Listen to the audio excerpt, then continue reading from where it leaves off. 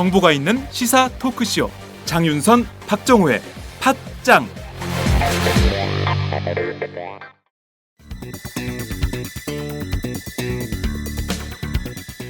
안녕하세요. 팟짱 애청자 여러분, 장윤선입니다. 여러분, 군불침대라고 들어보셨습니까? 이 침대는 난방 기능이 있는 침대인데요. 전기장판이나 돌판을 이용한 게 아니라 특이하게도 따뜻한 바람을 넣어서 특수 제작한 침대 매트리스입니다. 그러니 여러분의 잠자리가 정말 훈훈하겠죠? 제일 큰 장점은 일단 잠자리에 들면 그 따뜻함이 마치 사람의 체온으로 데운 것처럼 자연스러운 느낌을 줍니다. 열선을 사용하지 않으니 당연히 화상이나 전자파 걱정도 없고요. 침대 내부 습도가 낮아서 진먼지 진드기 등도 번식하기 어렵습니다. 일교차가 큰 환절기에도 정말 유용하고요. 여름에도 매트리스를 항상 뽀송뽀송하게 유지할 수 있습니다. 믿기 힘드시겠지만 전기요금도 정말 적게 나온다고 합니다. 전기장판, 온수매트에서 찾기 힘든 기분 좋은 따뜻함.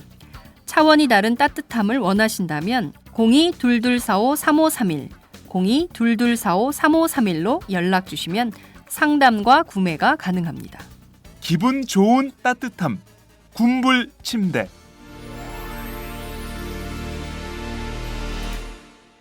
자세한 사항은 포털 사이트에서 군불 침대를 검색해보세요.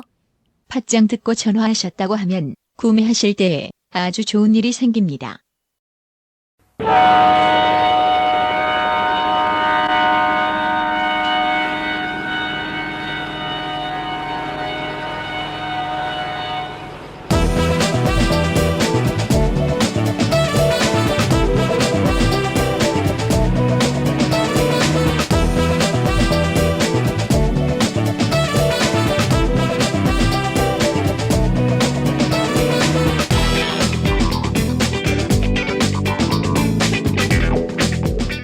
외교 안보에 종착역은 없다.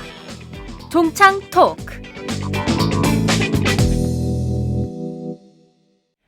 종착 토크 2부 이어가도록 하겠습니다. 저희가 잠깐 이석현 국회부의장 만나고 왔는데요.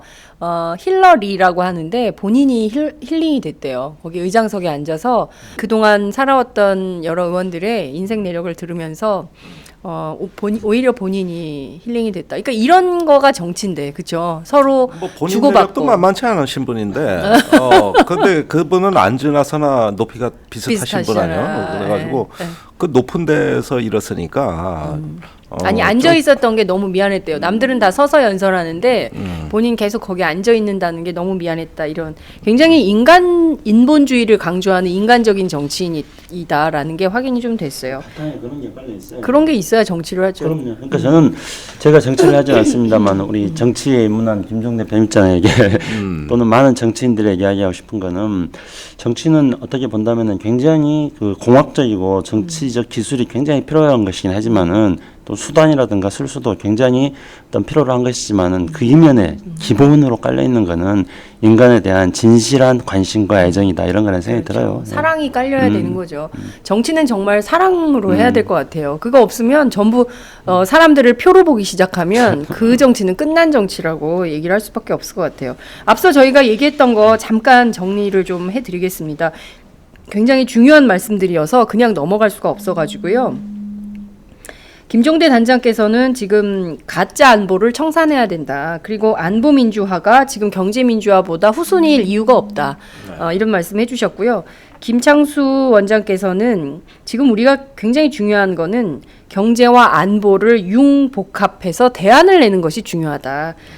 진보에게 안보 비전이 없다라는 것을 굉장히 프레임으로 짜고 들어오는데 진보에게도 안보의 비전이 있다. 진보적 안보에 대한 대안, 최소한 30년 이상의 대안을 가지고 있어야 된다. 그래야 정말 해볼 만한 선거가 될 수 있다. 이런 말씀 주셨습니다. 여기서 좀 얘기를 이어가도록 할게요. 저희 시작하자마자 김창수, 김종대님 환영합니다. 뭐 이렇게 벌써 들어오고 있습니다. 감사합니다. 예, 중간에 잠깐 저희가 하는데 LTE 신호가 불안정해서 중계가 끊겼다는 점 말씀을 드리고요. 죄송하다는 양해의 말씀도 함께 드리도록 하겠습니다. 반가 다시 시작합니다. 모이세요. 이렇게 팟짱이 나오면은 뿌듯한 게 저기, 뭐냐면은 네. 이렇게 네. 호응해 주시는 뜨거운 청취자분들이 시청자분들이 많이 계셔서 그러니까요. 저도 뿌듯합니다. 네. 고맙죠. 저기 그 안보에 대한 대안 말씀을 하셨으니까 네. 약간만 더 구체적으로 합시다. 이게 도대체 무슨 말이냐? 네.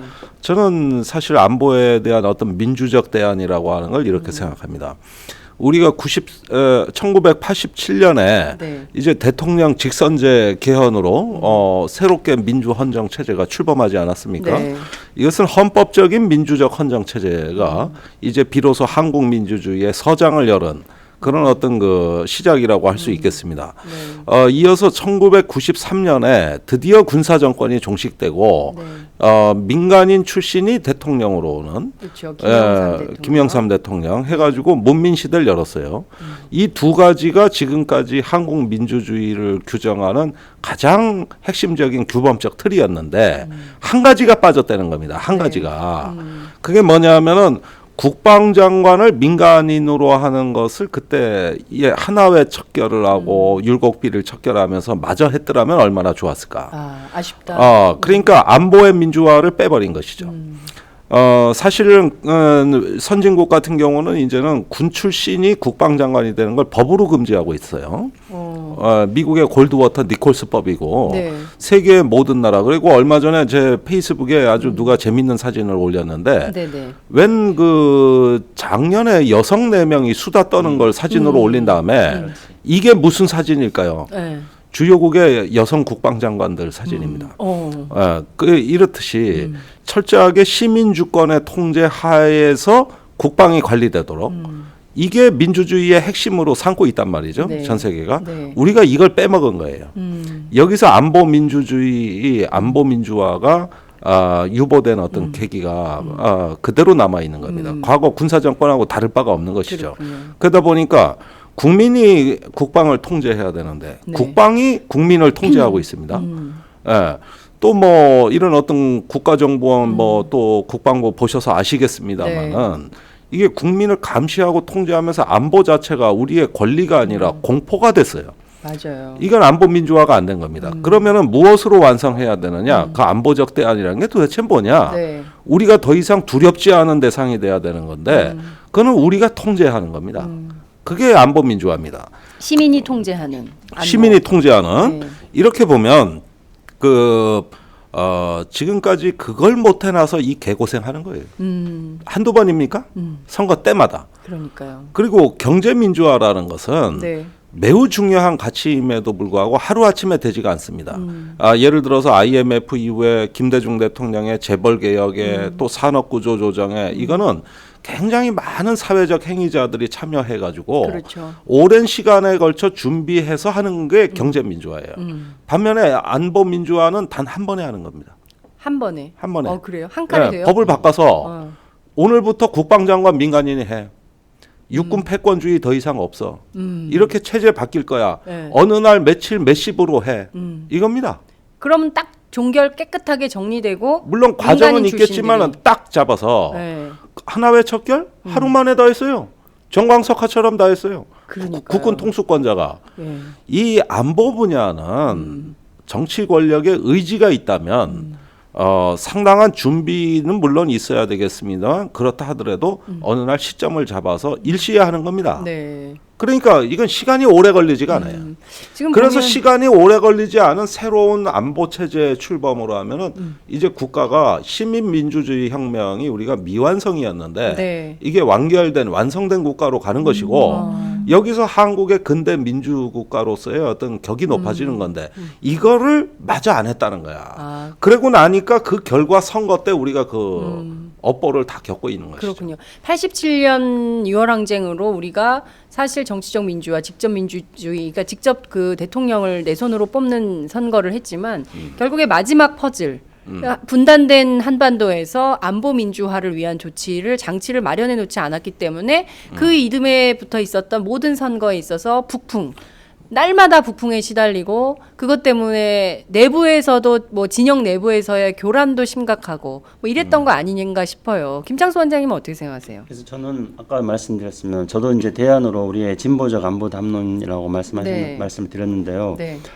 우리의 안보 프레임 또는 안보에 대한 우리의 큰 틀이 있어야 됩니다. 네. 그래서 우리가 만들어 놓은 큰 틀을 위해서 우리가 어떤 행동을 할 때 네. 국민들을 보면은 아, 쟤네들은 저 틀 위에서 움직이는 애들인데 저렇게 움직이는 거는 이러이러하게 이해가 되는 거다.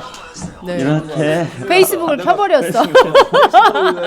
켜버렸어. 페이스북을 켜버렸어. 그러면 이제 와우! 거래처 노총각 김대리 드디어 장가간대요. 축하 화한 보내야겠어요. 어디로 꽃 주문할까요? 꽃 주문은 꽃주문닷컴이지. 꽃주문닷컴요? 그럼 우리나라에서 축하화한, 근조화한 잘 만드는 꽃집이 다 모여 있어. 가격, 품질, 배송 전부 다 꽃주문닷컴. 꽃주문닷컴은 언제나 좋은 상품과 정확한 배송으로 소비자의 만족을 추구합니다.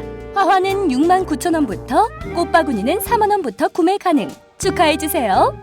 꽃 주문할 땐 1544-6430, 1544-6430기, 꽃주문닷컴.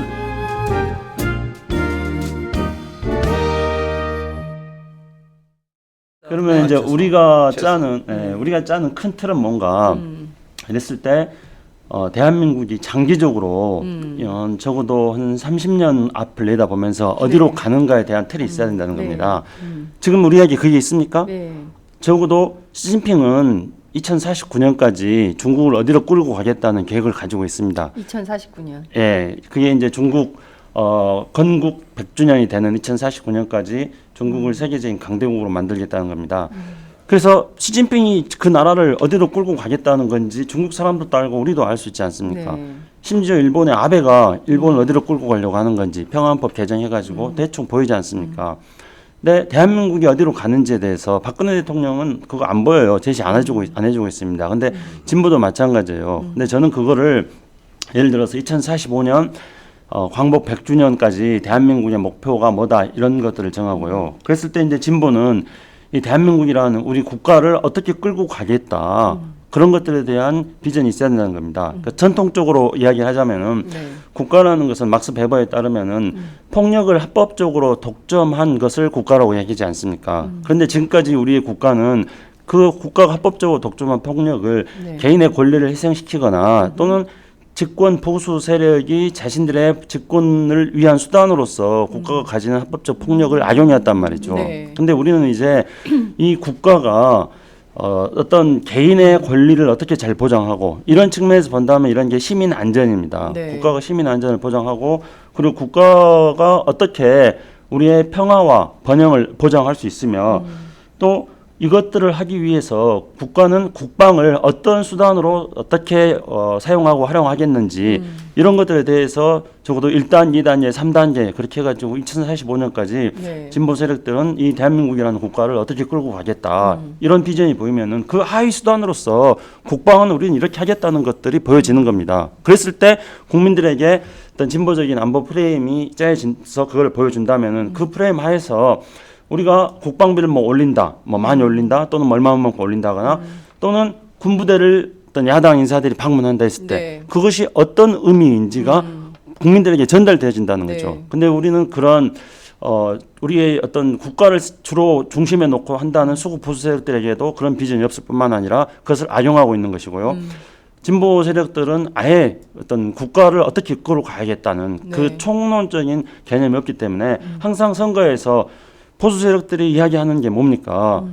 안보 불안이라는 것은 국가의 존립을 불안하게 만든 요소가 발생했다는 것을 가지고 국민들의 불안 심리를 자극하는 거 아닙니까? 네. 근데 너희들이 아무리 그렇게 불안 심리를 자극해도 우리 진보가 생각하는 우리 국가의 발전, 비전 이런 거다 하고 우리가 제시하면은 국민들이 불안해하지 않는 거거든요. 그렇죠. 그래서 우리에게 조금 더 어떤 국가 전략적인 거시적인 측면에서 본다면은 이제 네. 단기적으로 김종대 편집장이 이야기했던 국방 민주화, 안보 민주화가 있고 장기적으로 우리에게 거시적인 이런 프레임이 만들어져야 된다는 것을 저는 강조하고 싶습니다. 그렇군요. 많은 분들이 의견을 주고 계십니다. 안보 민주화 참 새롭네요. 못 들어봤던 얘기라는 겁니다. 최강 멋쟁이 김종대 지지합니다. 김창수님 처음으로 얼굴 뵙니다. 반갑습니다. 박상칠님께서 남겨주셨고요. 안보민주화 처음으로 제가 생각해 보게 됩니다. 이런 의견 또 주신 분 계십니다. 김종대 김창수 파이팅. 행운방님이 별풍선 선물해 주셨대. 아프리카 TV. 감사합니다. 김종대님이 국방장관이 되는 날이 언제나 올 수 있을까? 뭐 만약에 이런... 국방장관을 선거로 뽑는다면 자신 있어요. 네. 안보민주화는 한 번에 와 이런 의견 주셨고요. 김종대 후보님 후보가 아니야 후보님 꼭 승리하십시오. 그래서 진짜 안보 꼭 이룰 수 있도록 힘써 주시기 바랍니다. 응원합니다. 어제 네. 군의 한 예비역 나보다 좀 아래 밑에 사람이 지지한다고 와서 영상 촬영을 했는데 군인이? 아니 예비역이 예비역이. 네. 후배를 후배라고 발언해가지고 내가 아주 열받아가지고 후보를 후배라고. 이 자식이 후보라고 안 하고 후배라고 발언. 나 참. 지는 잘못한 줄도 몰라. 그러니까요. 김종대 후보라고 하지 않고 나이 어린 사람이 와가지고 김종대 후배라고. 나한 대 저기 2번과 희망을 님이 김종대 단장님 젊어지신 듯?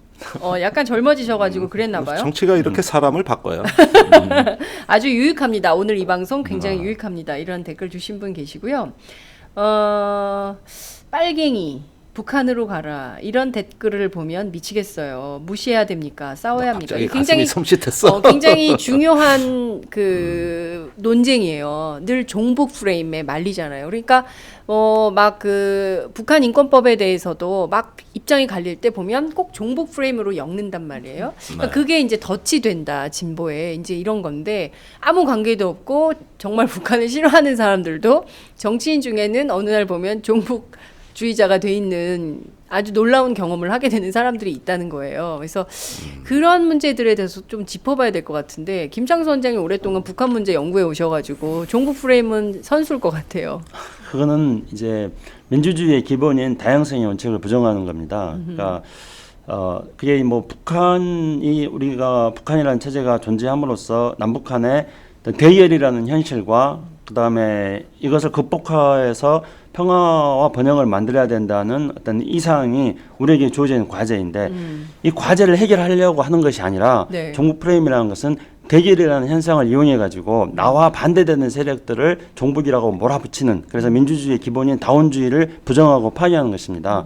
그래서 종북은 이제 지금은 어떻게 되어 있냐면은 북한의 말 그대로 북한에 뭐 종속됐다 이런 의미로서 사용되어지는 것이 아니라 나와 다른 사람들을 비판할 때 그럴 때 종북이라고 하는 겁니다. 이 기가 막힌 거는 제가 잘 아는 어떤 그 방송계 종사하고 있는 분 선배가 계십니다. 근데 자기가 새누리당 의원을 만났대요. 네. 근데 그분은 이명박 박근혜 지지했던 분입니다. 근데 새누리당이 지금 형태로 이렇게 나가면은 특히 이제 박근혜 대통령의 청와대가 이렇게 나가면은 조금 시대에 맞지 않느냐 이렇게 이야기를 했더니 어디서 그런 종북 같은 소리를 듣고 와가지고 하고 있느냐.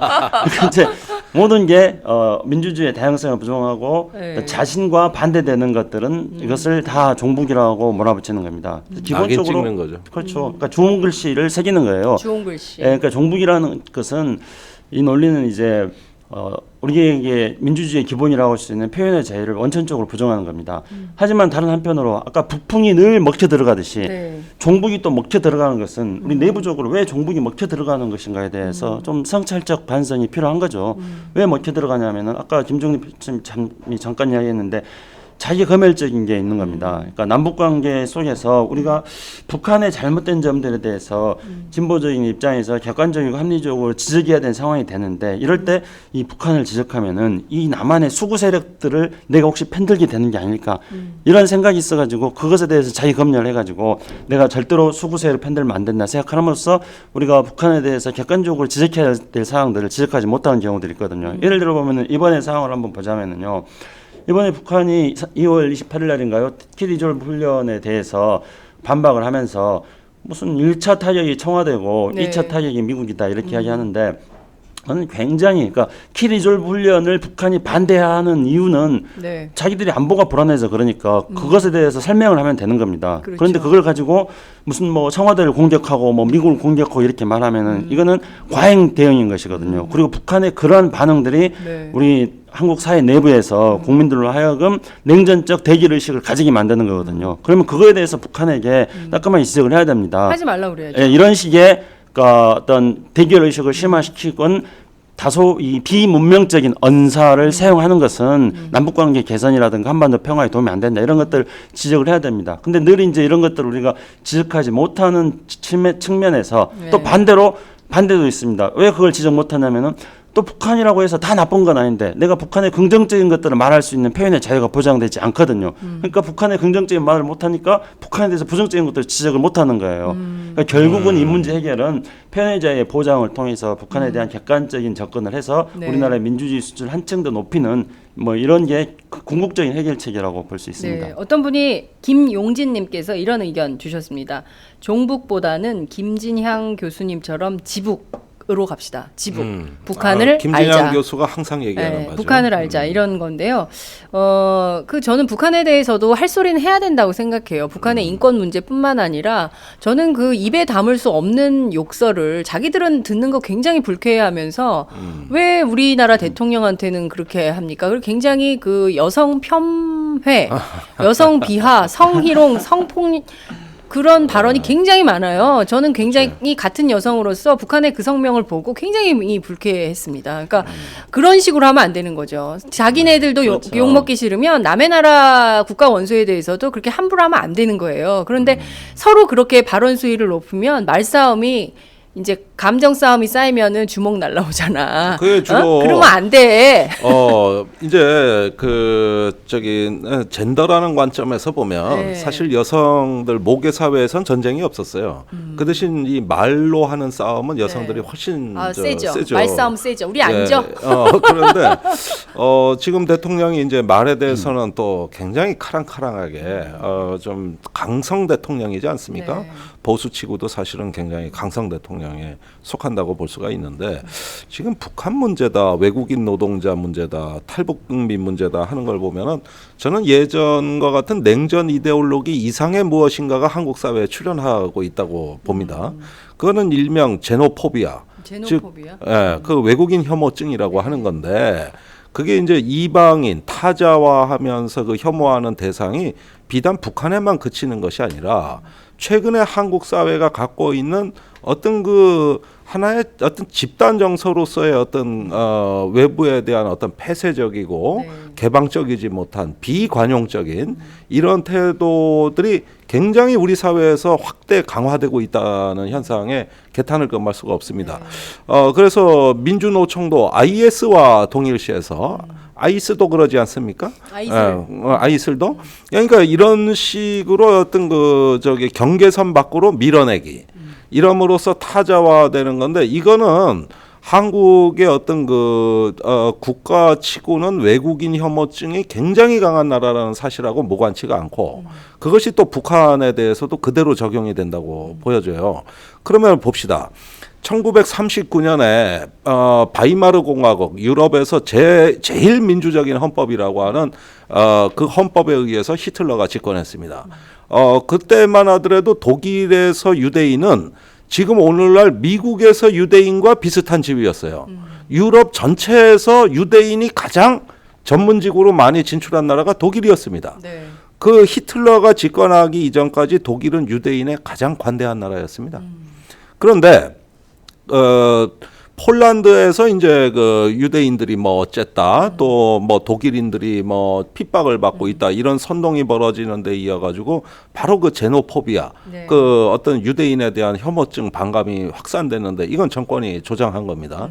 그게 독재로 간 거예요. 그러니까 지금 우리가 진보 진영이 왜 북한 외국인 노동자 이런 어떤 이방인들에 대해서 무관심하면 안 되냐면 그 현상이 대부분 독재가 강화되는 첫 번째 징후였기 때문이 그렇습니다. 사실은 그 일본의 군국주의도 봅시다. 지금 위안부 문제 아직도 해결 안 돼서 우리가 이렇습니다만 관동 대지진이 나고 그 일본 내에서 조선인 학살로 그게 이어진 거거든요. 그러면서 그 결국은 어떻게 됐습니까? 이 엄청난 조선인 학살에 의한 어떤 병탄 과정 또 조선을 갖다가 이렇게 어떤 그 저기 억압적인 대상으로 이렇게 어떤 그 대상화하는 과정 이런 것들이 계속 이어지는 거거든요. 그러니까 우리 스스로의 자기 자신이란 무엇인가를 재구성해야 된다. 어디까지가 우리 자신이냐? 그 자기 자신의 경계선을 확장하면 우리가 되는 거거든요. 이방인이 우리가 되는 거거든요. 요것을 놓친 사회는 위험한 신호가 온 거예요. 갑자기 그게 대부분 그분 궁금하다 그 사람.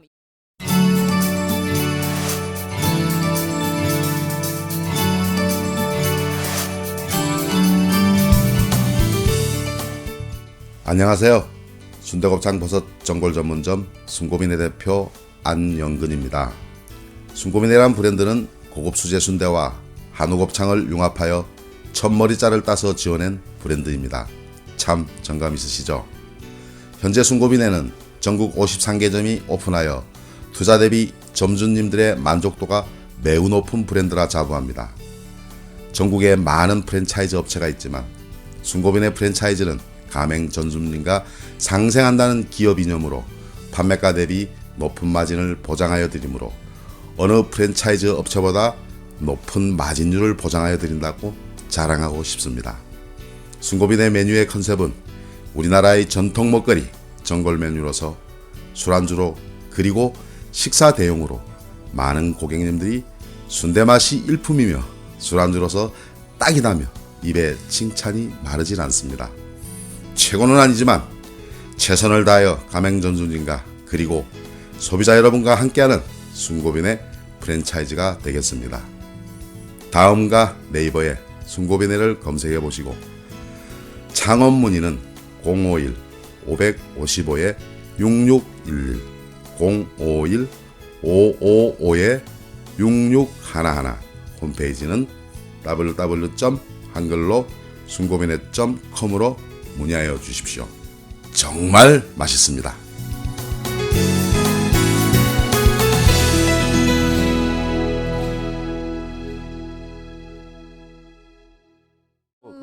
그분 궁금하다 그 사람. 인도네시아 있었잖아요. 이주 노동자 북한산에서 IS 그거 V자 그 사람 조사받고 있다는 것까지 저희가 알고 그 다음에는 국정원에서 조사받고 어떻게 추방 조치가 됐는지 그 후속 보도가 전혀 안 나오고 있어요. 그래서 그것도 국정원이 나름 뭐 전국을 읽고 자기가 전국의 전면에 등장하기 위한 술책이었어요. 북한 뉴스하고 IS 뉴스. 그러니까 그런 결국엔 그게 쭉 이어져서 결국 이제 테러 방지법 통과까지 온 거죠. 테러 방지법까지 온 거예요. 이 테러 방지법의 대상은 불특정입니다. 그러니까 IS도 될 수 있고 북한도 될 수가 있고, 일단은 하나의 어떤 그 자기 어떤 보호 장치로서의 그 대상화된 굉장히 포괄적이고 광범위하게 있는 것이죠. 위험 인물이 될 수 있는 거예요. 그러니까 그죠? 테러 방지법과 종북과도 굉장히 관련이 있는 거죠. 그러니까 최근에 이제 논리는 원래 시작은 이제 파리 테러 이후에 IS에서부터 우리도 IS 테러의 예외 지역이 아니다 이렇게 하기 위해서 그 인도네시아 그 양반이 이제 국정원에 의해서 뭐 테러 용의자로 언론에 보도되지 않았습니까? 근데 그 이후에는 이제 테러의 주체가 IS에서 북한으로 바뀐 거죠. 그리고 종북 논리를 펼친다면은 그 테러의 주체인 북한과 그 다음에 남한에 있는 어떤 그 종북 세력이 이제 동일한 세력이 되는 것이죠. 그래서 테러 방지법의 출발이 이제 종북 논리와도 이렇게 연결이 되어 있다는 건데요. 근데 김종희 단장이 히틀러 이야기를 했는데요. 히틀러가 종북이 원조입니다. 히틀러가 종북이 원조고요. 원조 종북이 독일에 있어서? 아니, 히틀러가 종북이 아니라 종북 논리의 원조인데. 종북 논리의 원조. 그러니까 이제 히틀러가 유대인을 탄압을 할 때 그 이제 게르만 민족 우월주의 때문에 한 것이지만은 그 수단은 뭐였냐면은 우리가 종북과 똑같은 논리였습니다. 그러니까 히틀러가 유대인의 배후는 모스크바다 이렇게 이야기한 거예요. 그러니까 유대인이라는 것은 모기 혈통을 중심으로 해가지고 유대인이라는 게 어떤 그 민족이 형성이 되어집니다. 그런데 이제 그 소비에트 혁명을 일으켰던 것 중에 뭐 레닌이라든가 트로츠키라든가 이런 뭐 모계 혈통이 유대인이다 이렇게 이야기를 하는 사람도 있어요. 또 이제 유대인들이 박해를 피해서 모스크바에 또 많이 살고 있던 것들은 사실이고요. 그래서 그러한 근거를 가지고 유대인의 배우는 모스크바하고 그 모스크바가 배후 조정을 하고 있기 때문에 모스크바와 싸우기 위해서는 이 유대인들을 척결해야 된다. 그러니까 지금 테러의 주체가 북한이고 네. 그렇기 때문에 종북 세력과 싸워야 된다는 논리로 번질 수 있는 그런 어떤 모델 케이스를 지금 히틀러가 제시해주고 있는 것이죠. 네. 그래서 우리가 이런 점에 대해서 단호하게 또 비판해야 되는데요.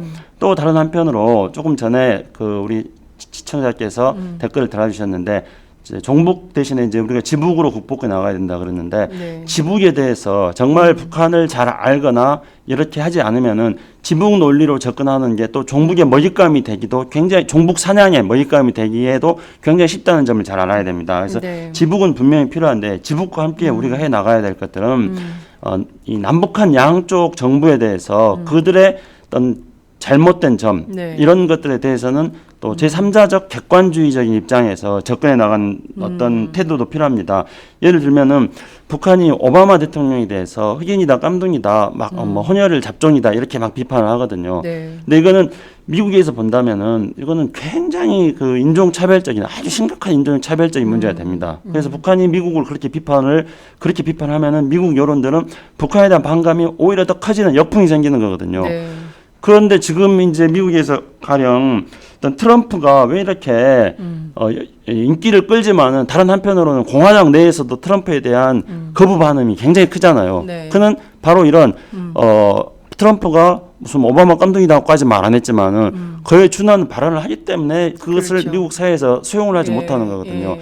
북한이 중요한 거는 미국과 관계 개선 문제가 굉장히 중요한데 그렇게 하려면은 미국 대통령을 깜둥이다 잡종이다 이런 식으로 비판하는 거에서 너희들 그렇게 발언하는 건 잘못이고 네. 너희들의 어떤 대미 외교를 해나가는 데 있어서 도움이 되지 않는다는 거를 남한 사람들이 지적해주는 저는 네. 그런 것들도 필요하다. 지북 논리와 함께 우리가 객관적으로 균형 있게 접근해 나가는 것들이 필요하고 이런 자세를 갖추는 것들이 우리가 네. 종북 사냥의 먹잇감이 되지 않는 거라는 것 이것들을 우리가 또 아주 정말로 우리가 정말 살아난 판을 걷고 있다는 네. 그런 어떤 민감함을 우리가 가져야 된다고 생각합니다. 예.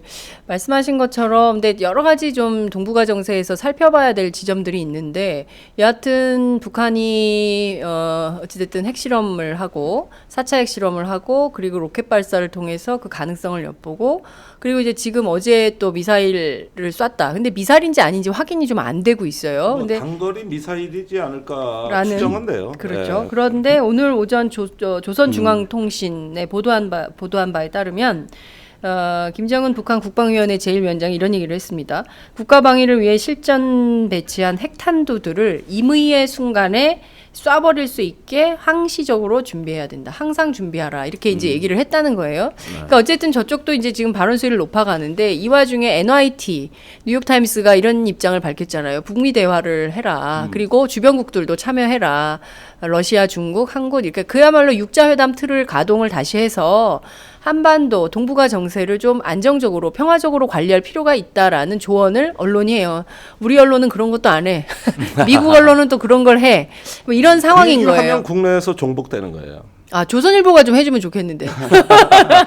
그러니까 안 할까? 그게 되게 황당한 이야기인 거죠. 네. 그러니까 우리가 가장 상식 아닙니까? 어떤 상대방을 다룰 때 그것이 나와 적대하는 세력이든 뭐 적대하는 세력일수록 마찬가지입니다. 네. 어떤 당근과 채찍을 같이 쓰는 이거를 어떻게 잘 혼합해서 구사하는 것이 외교력인 거죠. 상대방을 잘 상대하는 전략인 거죠. 네. 그러면 북한이 지금 계속 뭐 핵실험을 한다, 뭐 장거리 로켓을 발사한다, 또 어제 단거리 미사일 사실은 이제 이 단거리 미사일이나 대구경 포 북한이 말하는 장사정 포는 그 뭐 의미가 별로 없어져요. 왜냐하면 네. 이 단거리 그 장사정 포도 네. 그 자체가 발사를 할 때 네. 200km 이상 날아가려면은 로켓 추진 그 원리를 이용하기 때문에 그래서 우리는 그거를 이제 다연장 로켓이다. 네. 방사성 포를 그렇게 네. 말하기 때문에 그 구분은 사실 큰 의미는 없어진다고 생각합니다만 어쨌든 북한이 이런 식으로 나오는 상황에서 이제 지금 현재 어떤 이 안보 위기 상황이 계속 심화되는데 네. 이럴 때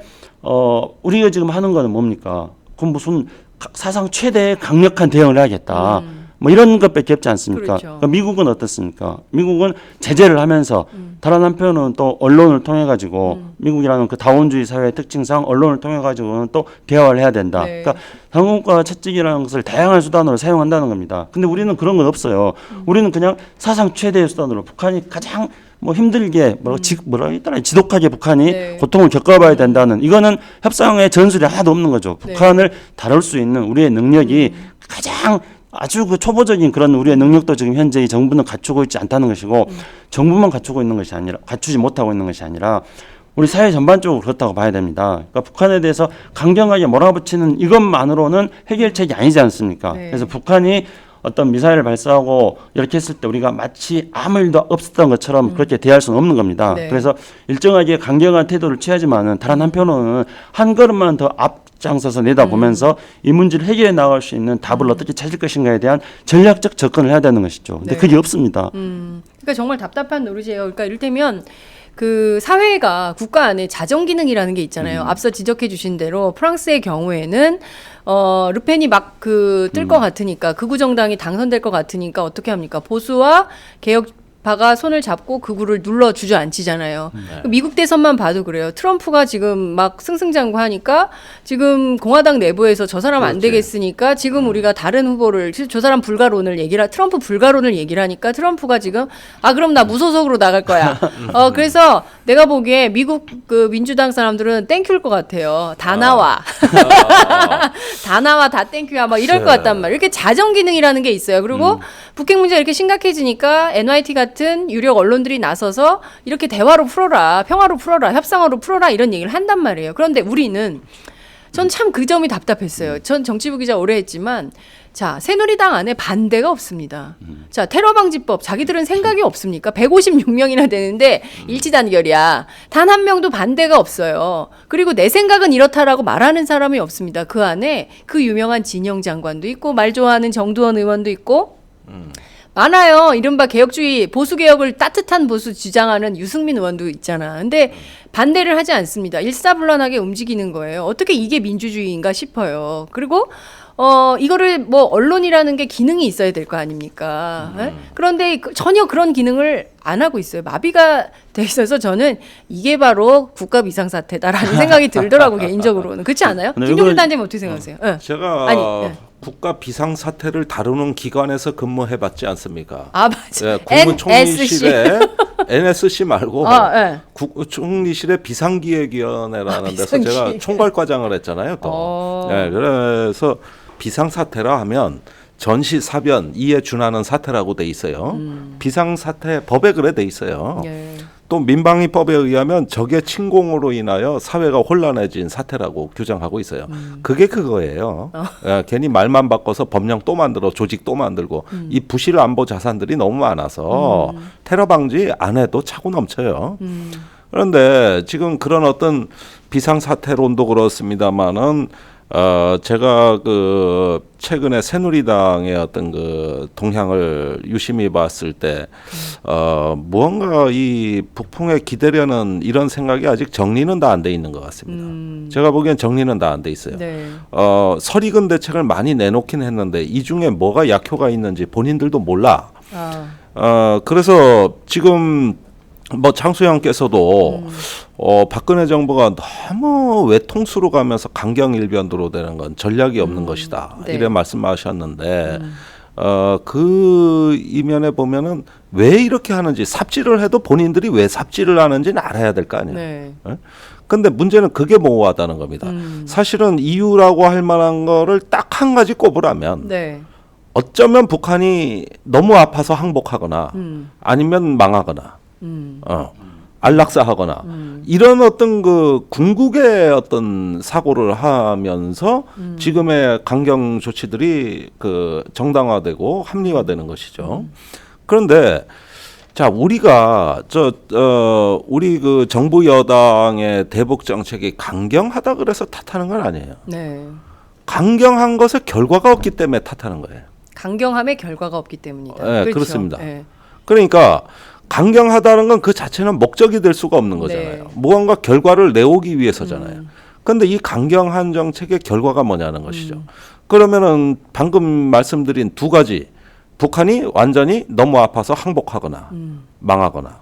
자, 이게 결과라고 생각하고 이렇게 한다면은 네. 그 결과에 대한 현실성을 따져봐야 될 거 아닙니까? 현실성 없단 말이에요, 지금. 네. 그런데 오히려 강경한 정책하고 유화적인 정책을 잘 배합하고 다양한 선택지를 가지면 이건 효과를 기대할 수 있다는 겁니다. 이건 현실성이 있다는 거예요. 그러니까 유화 정책이 꼭 북한을 추정하기 때문에 우리가 대화하자고 하는 게 아닙니다. 그게 효과가 얼마나 있느냐를 따져보자는 거예요. 효과. 효과. 그렇죠. 굉장히 그러면 중요하죠. 효과면은 네. 이 강경하고 온건한 유화 정책을 잘 배합하는 기술에 달렸을 겁니다. 이게 현실성을 높이고 네. 결과를 가져올 겁니다. 근데 외통수로 나가는 건 곤란한 것이죠. 그럼 왜 그러냐? 다른 수단이 없기 때문에 그렇게 됐을 때는 전략이 거기서 중지돼 버리기 때문에 더 네. 이상 진행이 안 되는 것이죠.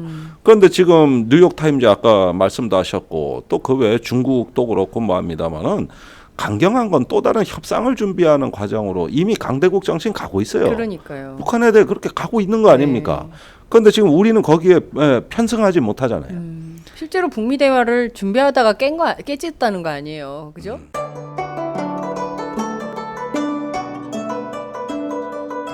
안녕하십니까. 저는 정도전을 15년 전에 최초로 소설로 썼던 작가 임종일입니다. 사실 정도전을 소설로 쓰는 데만 10년이 걸렸는데 그 시절 무명의 고달픈 심신을 양꼬치와 고량주로 달래주었던 풍무 양꼬치. 풍무 양꼬치는 월드컵 4강의 기쁨도 나라골 우습게 돌아가고 분통이 터질 때도 늘 함께했던 안식처이자 사랑방이었습니다. 진짜 정의파인 주인장은 세상을 뒤집어 푼 남자 정도전을 누구보다 먼저 알아보았고 그래서 제 소설 정도전은 역사의 곡이 없습니다. 풍무 양꼬치 역시 맛과 양심이 살아있습니다. 좋은 사람끼리는 꼭 만나야 합니다. 어떻습니까? 오늘 풍무 양꼬치에서 만납시다. 2호선 구로 디지털 단지역으로 오세요.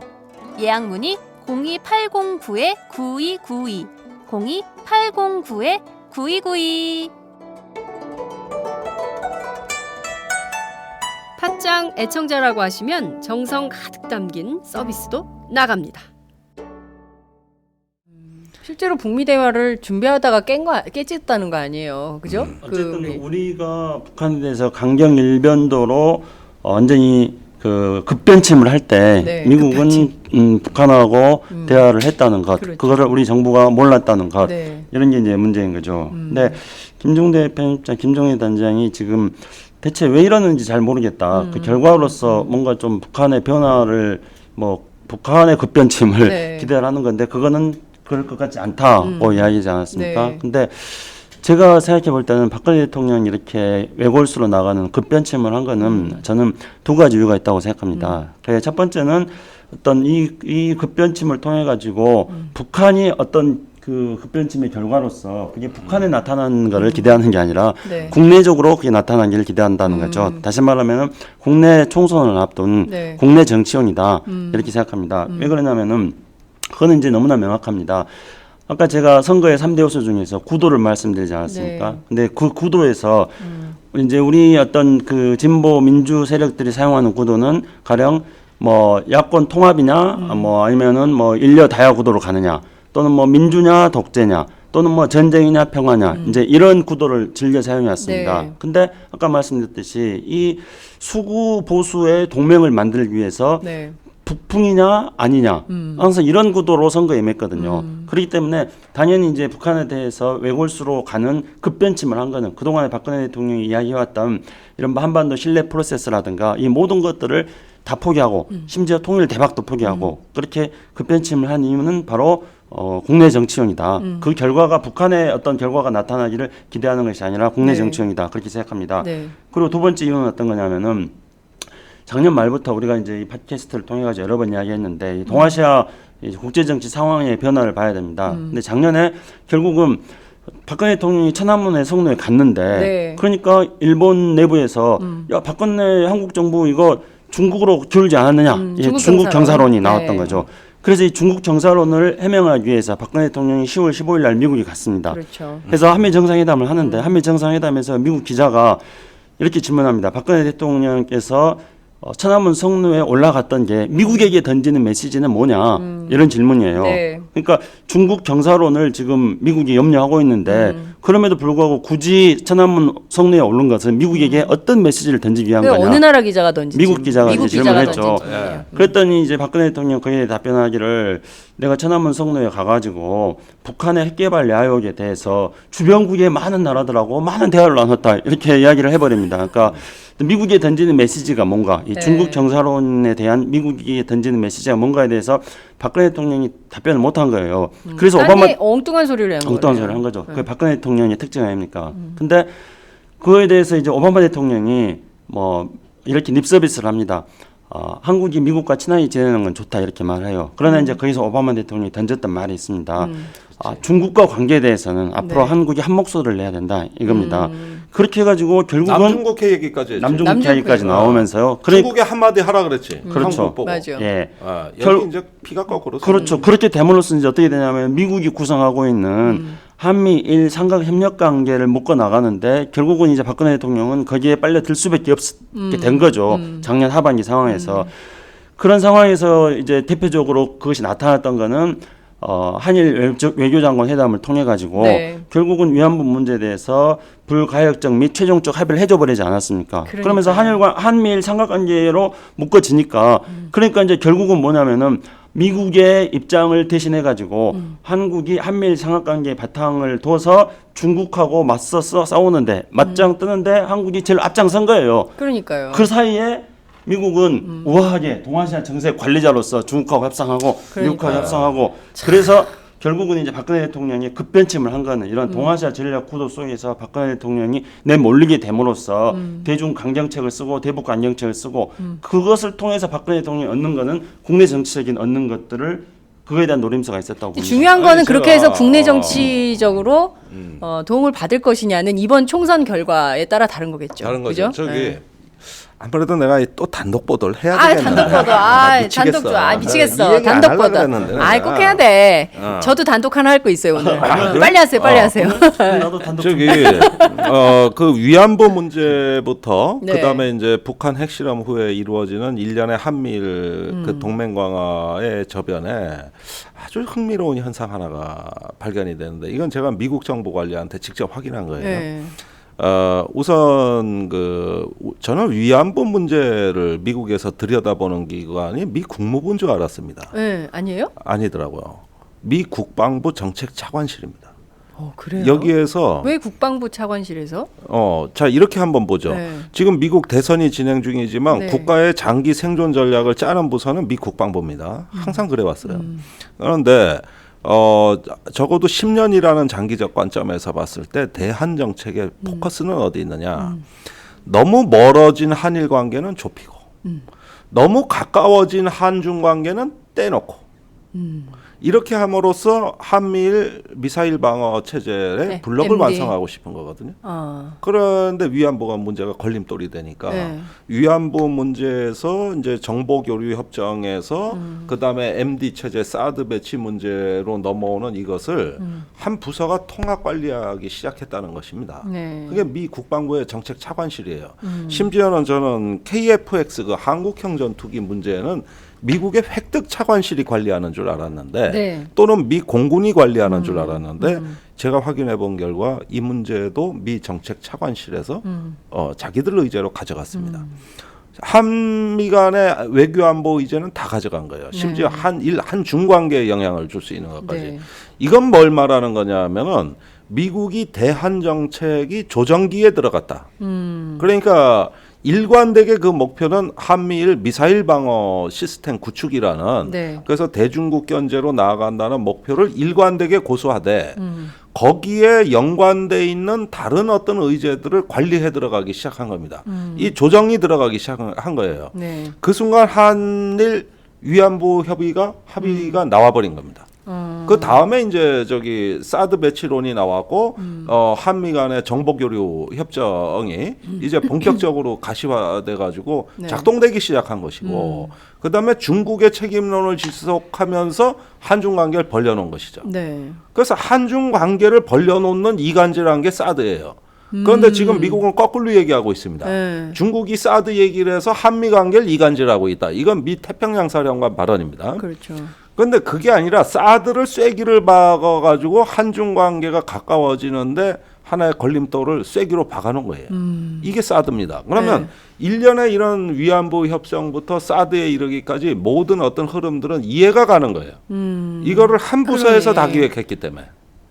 그 미국 국방부 차관실에서 정책 차관실에서 아주 센 데입니다. 기획을 하고 있다. 이걸 우리 국민들이 아셔야 되는 거예요. 네? 이거 굉장히 놀라운 특종입니다. 아 그래요? 네. 내가 그럼 놀라운 특종하지 뭐 내가 어디 어설프게 하는 거 봤어? 아니 나 이거 깨갱해야 되겠는데. 아니 그래서 근데 이걸 짚어야 될 것 같은데 우선 이거 먼저. 윤병세 외교부 장관이 유엔 갔잖아요. 제네바에서 유엔 인권이사회에 고위급 연설이 있었는데 위안부와 관련돼서 한마디도 안 했어요? 그 금방 이 맥락에서 이해가 되는 거죠. 그러니까 이해가 되는 거예요. 자, 그 3.1절 기념사 굉장히 국민들이 기대하고 있었습니다. 박근혜 대통령. 위안부 문제에 대해서 아주 원칙적인 얘기만 하고 끝냈어요. 전부 북한 얘기만 했어요. 그래서 언론들이 심지어 보수 언론들도 어떻게 분석을 했냐면 3.1절인데 왜 북한 얘기만 하지? 3.1절에는 일본 얘기를 해야 되는데 그게 정석인데 대통령이 왜 북핵 얘기만 하지? 이렇게 보수 언론 기자들도 생각을 했던 거예요. 아니, 그럼 3.1절이라고 하지 말고 북핵절이라고 해 아예. 주로 3월에 한반도 위기가 많이 벌어지니까 아예 북핵 규탄절이라고 아예 국경일로 지정해. 안 돼. 유관순 언니가 한 역사가 있기 때문에 그렇게 바꿀 수는 없어. 안 돼. 아니 유관순이 검정 교과서에 안 나온다고 그래서 국정 교과서 하자는 거 아니요. 그러니 이걸 어떻게 하면 좋아, 김종대 진짜. 현장 의견에 대해서 다 동의하지만 이거는 제가 동의할 수 없는 게 왜냐하면은 저는 2019년 이 3.1절 100주년 그리고 2019년 상해 임시정부 100주년이 또 우리에게 아주 중요한 동아시아 정세 속에서의 우리가 일을 해나가야 될 때이기 때문에 3.1절 없애고 국회 규탄절 하자는 안 돼. 김종대 배임장의 농담 어린 말에 대해서도 제가 농담을 하도 동의할 수가 없습니다. 그러니까 우리가 이거 2019년 3.1절에 우리 상해 가서 방송하기로 했어요. 그러니까 우리 상해 가서 방송하기 때문에 그거는 없애면 안 되고 제가 최근에 이런 얘기를 새누리당 핵심 관계자에게 들었습니다. 박근혜 대통령이 최근에 김무성 대표를 통해서 이 얘기를 확인한 새누리당의 고위 관계자가 저한테 해준 얘기예요. 박근혜 대통령이 어떤 덫에 빠졌다는 거예요. 그래서 무슨 덫이냐 그랬더니 통일 대통령 덫에 빠졌다는 겁니다. 그래 맞습니다. 박근혜 대통령이 실제로 본인이 역사에서 통일 대통령으로 기록되기를 원한다는 거예요. 네, 통일 대통령. 그러니까 통일 대통령이 뭐냐? 그러니까 작년에 통일준비위원회 가서 여러분 내년에 통일될 수 있으니 준비하시라라고 하는 얘기가 그냥 그렇죠. 그냥 한 얘기가 아니라는 겁니다. 이게 뭐냐면 박근혜 대통령 안에는 내가 대한민국 통일 대통령이다라는 인식이 분명히 있다는 거예요. 그래서 이 프레임 안에서 모든 북한 문제를 보면 해석이 된다라고 얘기를 하더라고요. 그러니까 100% 대한민국, 그리고 북한에 대해서 통일 대박론, 그리고 북핵 문제 대응, 이것은 다 같이 보면 한 가지라는 거예요. 앞서 김창수 원장님, 김종대 단장님께서 지적해 주신 대로 북한에 대한 괴멸적 조치가 필요하다고 보는 거라는 것이죠. 그러니까 북한을 영구적으로 돌아올 수 없는 길을 가도록 만들어야 그게 가능한 거다라고 생각을 한다는 거예요. 그래서 새누리당 고위 관계자들은 그 맥락으로 진보 언론도 박근혜 대통령을 해석해야 된다라고 저한테 얘기를 해주는 거예요. 맞아요. 자, 봅시다. YS 때 김영삼 대통령이 이제 북한 곧 망한다 그러면서 어떤 그 통일은 도독처럼 찾아온다. 그러면서 본인이 통일 초대 대통령이라고 스스로 생각했어요. 그다음에 이제 노무현 대통령 때 보니까 또 보수성 강한 어떤 청와대 국방보좌관이 하루는 이제 노무현 대통령과 참모들의 회식 자리였는데 거기서 무심코 이런 말을 꺼냅니다. 이제 대통령님께서 한국 최초의 통일 대통령이십니다.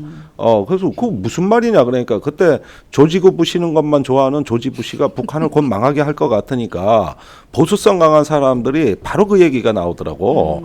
그다음에 박근혜 정부 와가지고 지금 통일 대박, 그다음에 통일 대통령 박근혜 줄여서 통일 대박인데 이 얘기를 나오는 건 자연스러운 현상이에요. 이 양반들의 머릿속에는 항상 그게 있어요. 그래가지고 지금 어떻게 보면은 이제 통일을 진보보다는 보수가 더 많이 얘기하는 세상이 됐습니다. 그렇죠. 그것도 참 이례적인 세상이 됐는데 그 와중에서 권력자 앞에 가가지고 일제히 얘기하는 논리가 바로 이겁니다. 이제 한반도 역사의 최초의 통일 대통령 되셔야 된다.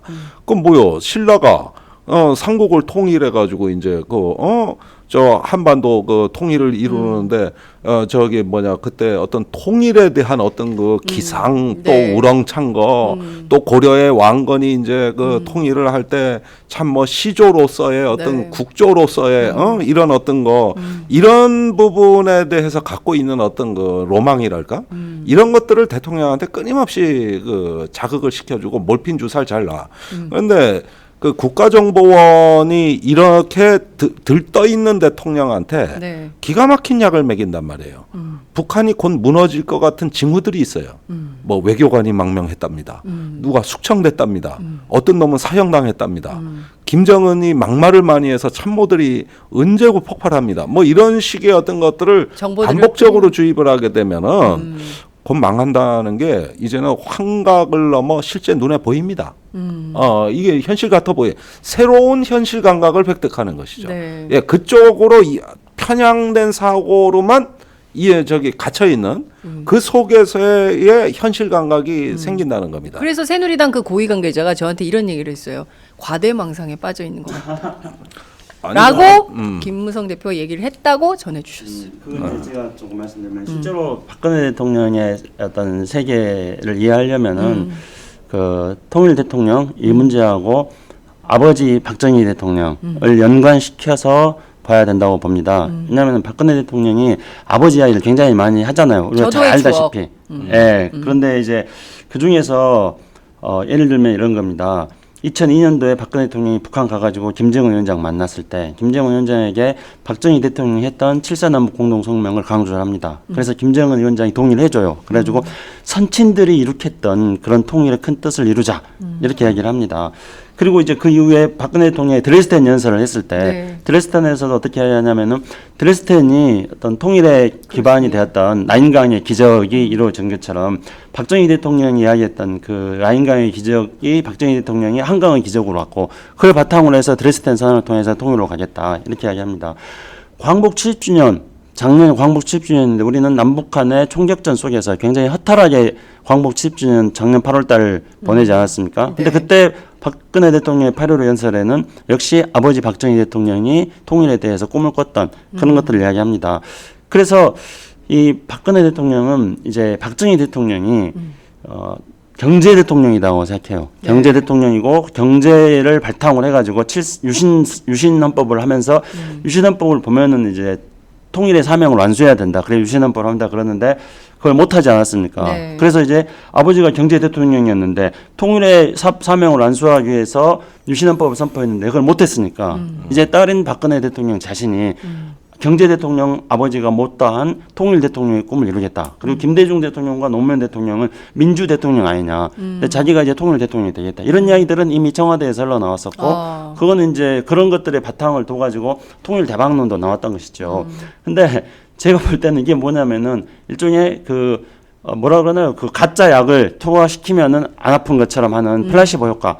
플라시보 효과예요. 자꾸 이제 박근혜 대통령 그런 통일 대통령 뭐 통일 대박 막 이런 이야기를 하면서 그 어떤 플라시보 효과를 누리는 겁니다. 그래서 그렇게 내가 생각하고 그렇게 말하면은 뭐 실제로 그렇게 되겠지 하는 생각인데 가장 중요한 거는 앞에서도 말씀드렸듯이 그런 어떤 남북 관계를 또 동아시아 평화를 이룰 수 있는 박근혜 대통령과 박근혜 정부의 전략이 없다는 것이고 네. 또 한 가지 이제 그런 것들을 이루기 위해서 국내적인 어떤 표현의 자유를 비롯해 민주주의적 발전이라든가 다원적 가치의 발전 이런 것들을 이루어야 되는데 그런 걸 하나도 하지도 않고 선거 때만 되면은 남북관계라든가 안보 문제를 선거 때 쓰고 싶은 그런 유혹에 빠지게 된다는 거죠. 그렇기 때문에 박근혜 대통령의 통일 대통령의 꿈은 새누리당의 그 고위 관계자가 말했던 네. 일정 춘몽에 그칠 가능성이 훨씬 높은 거죠. 그러니까 이게 단순한 어떤 선거 때마다 이게 나온다고 하는 이면에는 국가에 대한 이해 자체가 그렇게 돼 있는 거예요. 사실은 그 우리는 국가의 선거의 어떤 그 뜻은 민주주의 실현이라고 보고 있지만 네. 저기 박근혜 대통령류의 보수는 민주국가론이 아니라 말하자면 안보 국가론이라고. 그러니까 생존하는 국가론이라고. 선거는 오히려 그걸 강화시키는 계기가 돼야 된다고 믿는 거예요. 이 사람들이 믿는 국가의 본질은 안보에 있다고 보는 겁니다. 그러니까 선거에 이용해 먹으려고 해서가 아니라 선거가 이거 하는 거다. 예, 원래 이거 하는 거다. 네. 안보하는 거다. 이렇게 생각을 하고 있기 때문에 그런 면에서 국가의 구성체가 민주주의의 그 원형이 있냐 안보의 그 원형이 있냐 사실은 조작된 논쟁이죠. 어느 게 더 중요하냐 따지는 게 그럼 직사각형 면적고 하는데 가로가 중요합니까? 세로가 중요합니까?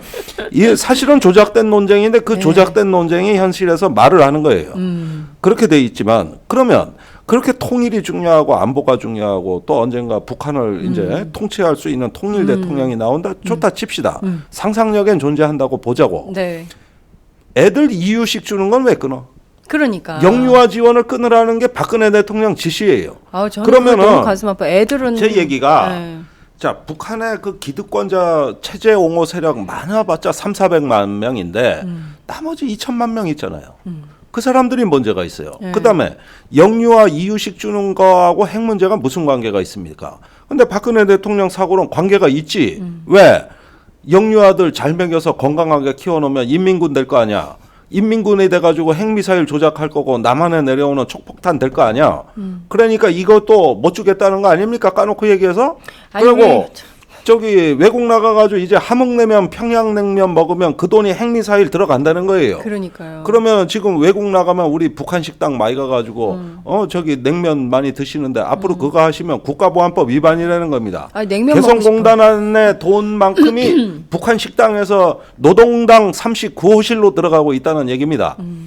자, 이런 것까지 대통령이 직접 다 찾아내서 잔소리를 하고 있어요. 부처가 따라가기 바빠요. 그러면은 북한을 아프게 하기 위해 가지고 도대체 어디까지 찾아내야 됩니까?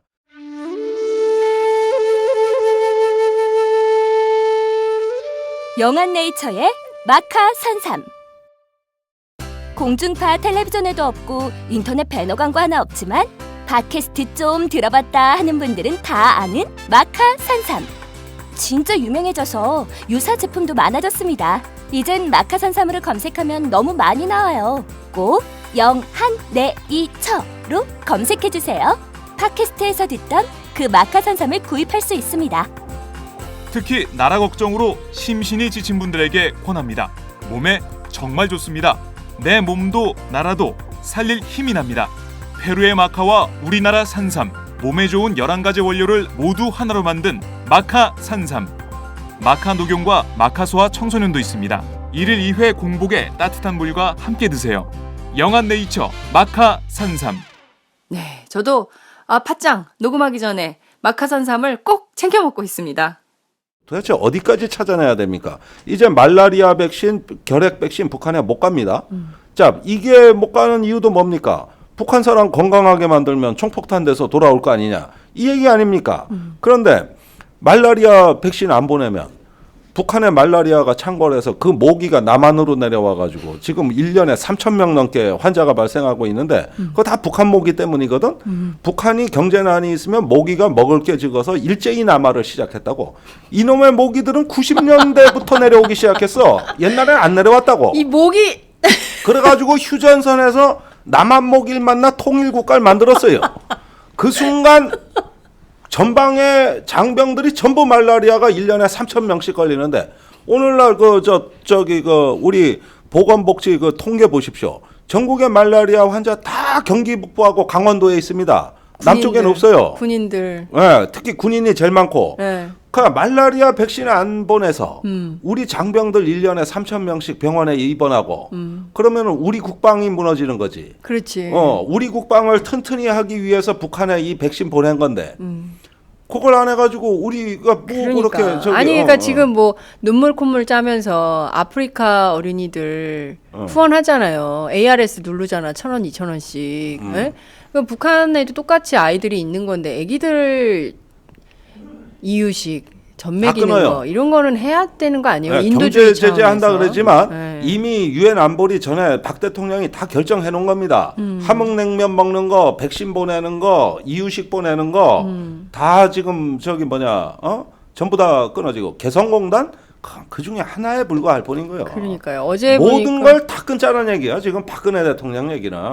아니 그러고 나서 통일 대통령 될 수 있겠어요? 중요한 그러니까 거는. 그게 말이 안 된다는 네? 거예요. 그러니까. 통일 대통령이 되려면은 이건 네, 더 해야 되는 거 더 해야 아닙니까? 돼. 적극적으로 해야죠. 예, 더 적극적으로 해야 되는 거 아닙니까? 참 걱정입니다. 지금 뭐 그 스텝이 꼬여도 너무 많이 꼬여 있어서 이걸 좀 어디서부터 어떻게 해야 될지 정작 본인은 알고 계실까라는 생각마저 저는 좀 들어요. 예? 지금 이게 지금 뭐 임기는 거의 다 된 거 아닙니까? 내년에 이제 임기가 끝나는 건데 그 뭘 어떻게 하려고 이렇게 자꾸 그 꼬여만 가는 패를 풀 생각은 안 하고. 요즘 새누리당 의원들 사드 얘기 아무도 안 하지. 아무도 안 하죠. 한 명도 안 하지. 예. 예.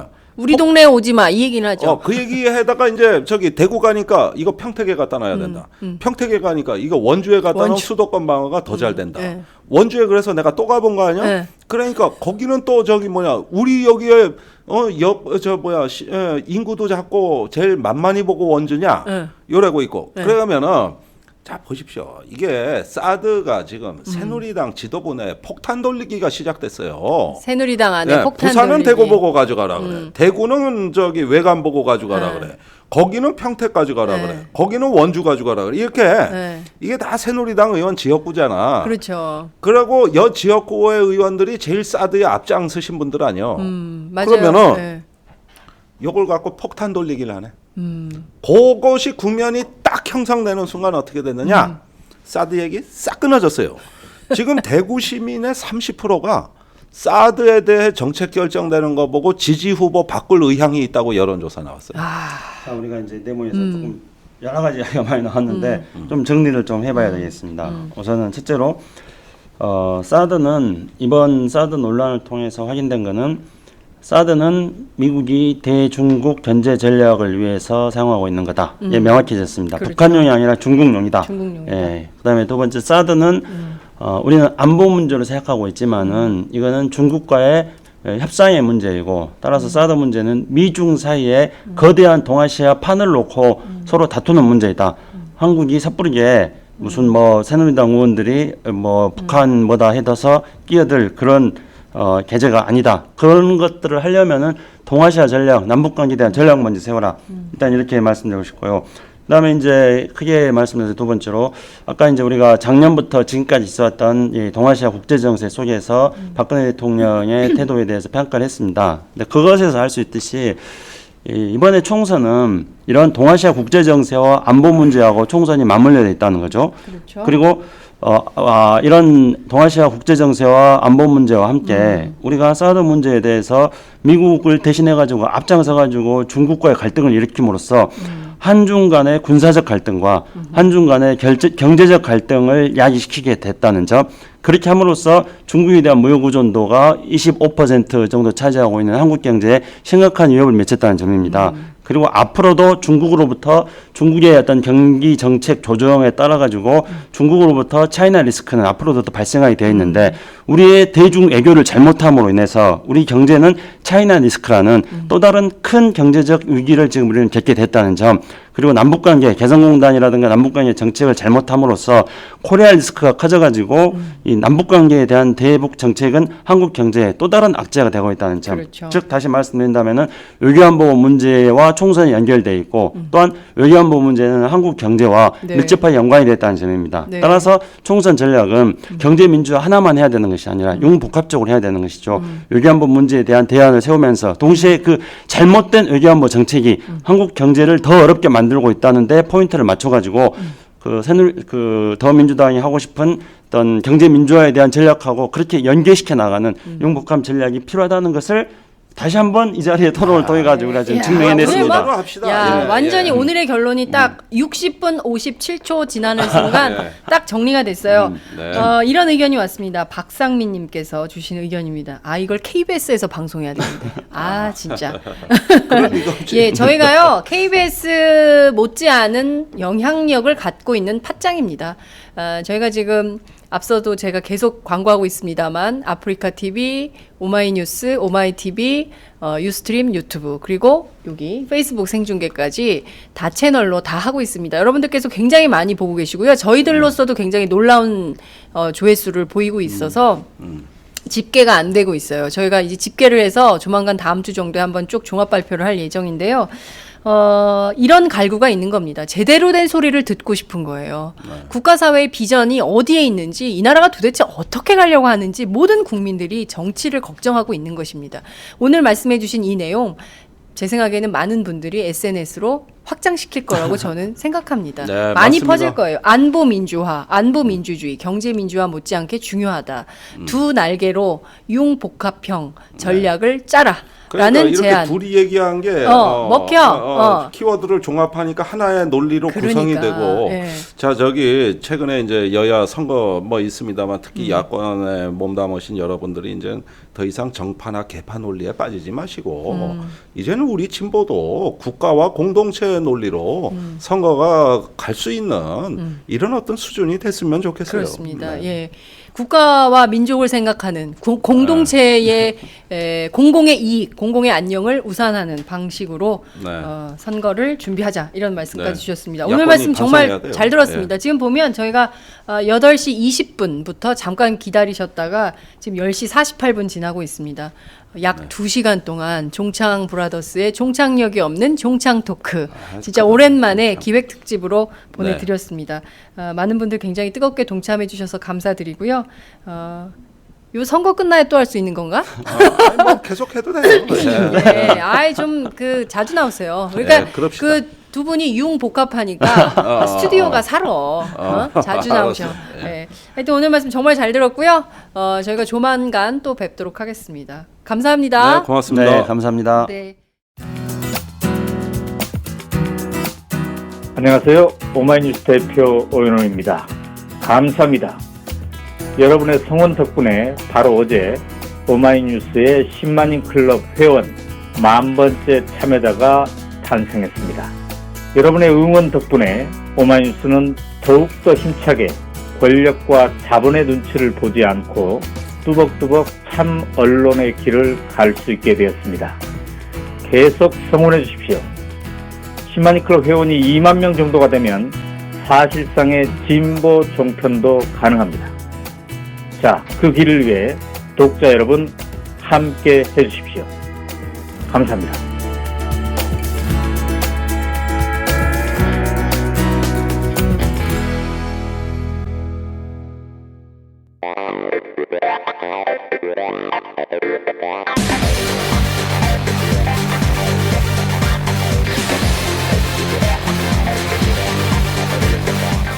정보가 있는 시사 토크쇼 장윤선, 박정호의 팟짱.